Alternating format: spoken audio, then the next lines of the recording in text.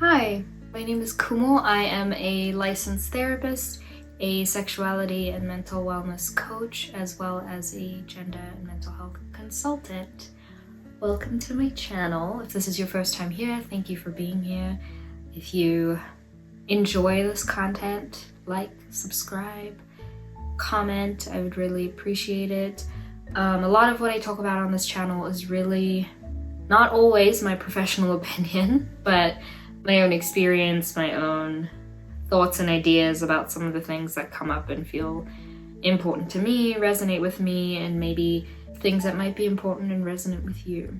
Because I'm also a sexuality coach, I also focus on issues related to sexuality, gender expression. A lot of my focus is on queer theory and Black identity development.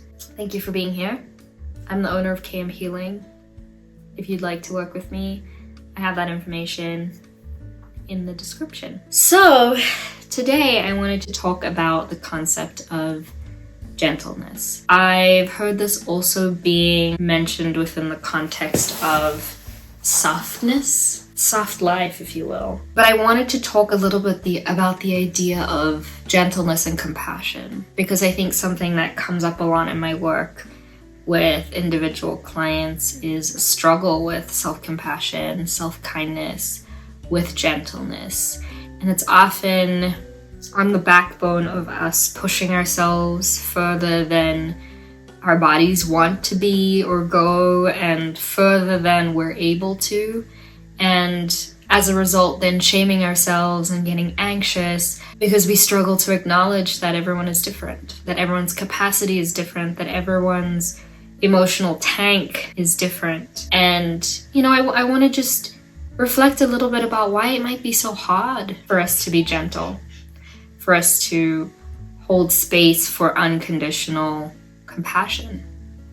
I think my favorite thing about being a therapist is that part of creating a psychologically and emotionally safe space for my clients is that there is this idea of unconditional acceptance, that however you show up, whatever comes up for you, whatever pains you, whatever your capacity is okay. And I think the struggle that a lot of people have with that, and a lot of conversations I have with people, is if we don't push ourselves, if we don't, it's kind of this narrative of accountability that comes up, as if gentleness, kindness, unconditional acceptance are devoid of motivation and accountability.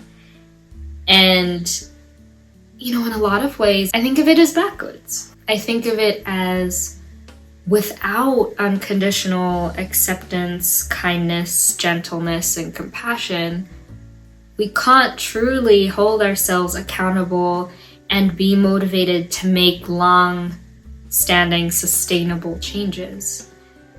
And so for me, and in my work and in the work I do with folks, gentleness, accountability, compassion, kindness, motivation, they're all in the same bubble. They work off of each other, right?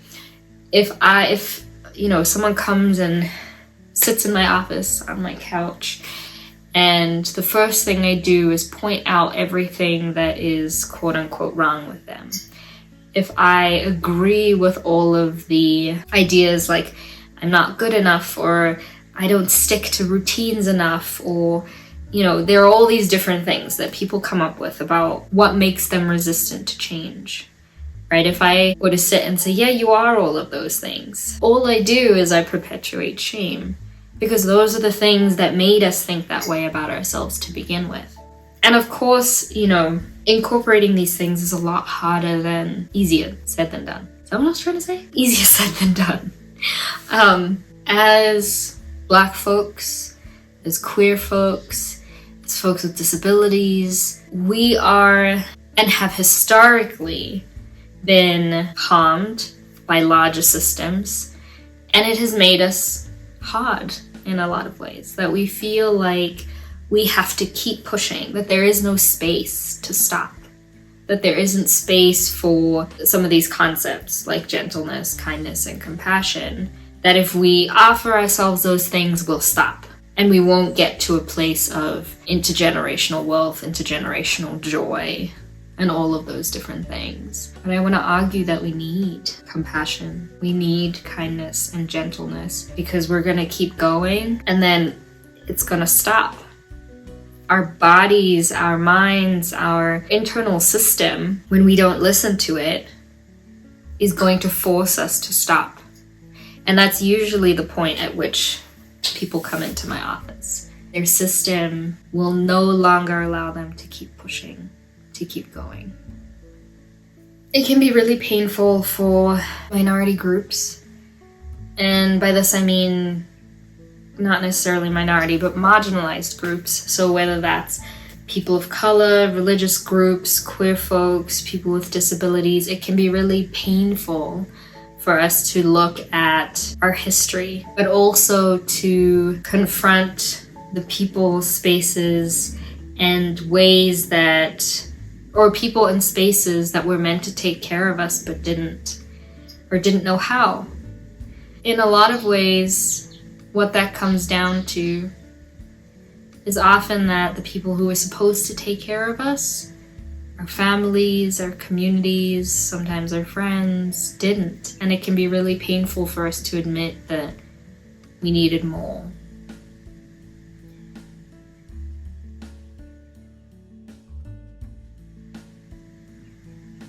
I feel like I've said something really controversial, that it is often the spaces closest to us that have been most harmful.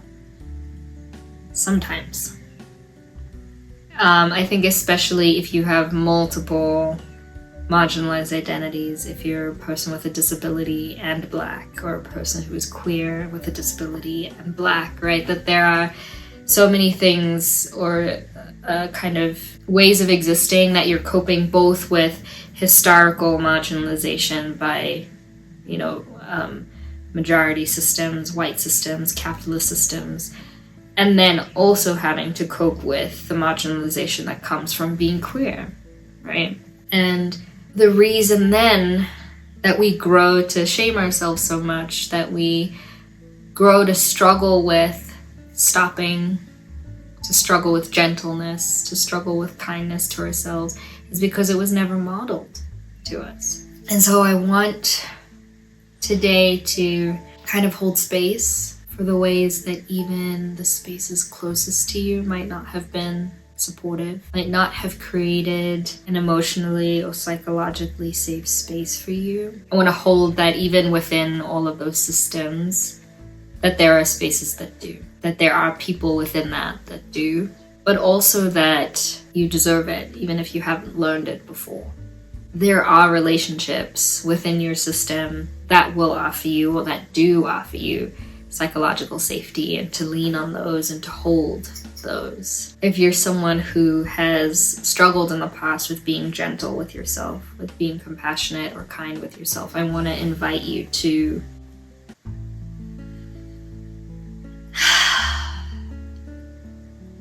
maybe sit with the hard parts. It might be helpful to write about it, to cry about it, even just to think about, where did you learn to keep pushing? And it might have been from our Western capitalist-focused spaces and societies. And in a lot of ways for Black and queer folks, it can also be that our own community, whether it's queer community or Black community, hasn't felt safe. Or that there are really few spaces within that have felt safe. So I want to hold that I see you. If you're experiencing or struggling with holding gentleness or softness for yourself, that it is harder than it looks to hold gentleness and softness and kindness. And also that having or acknowledging or being compassionate, gentle, and kind with yourself is not going to stop you from being motivated and accountable.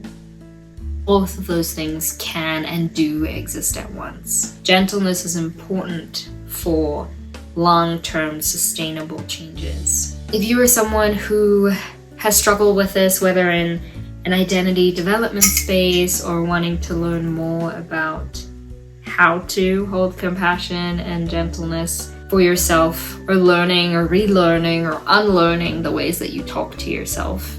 I'm available. I'm seeing folks in South Africa at the moment, unfortunately not in the US. I'm seeing folks for coaching and couples coaching, sexuality coaching, as well as doing mental health consultation for businesses, schools, organizations. Thank you for being here and for holding space for yourself. I hope that in this week you can hold the intention to be kinder to yourself, to hold compassion and gentleness, even if it doesn't necessarily come with accountability and motivation right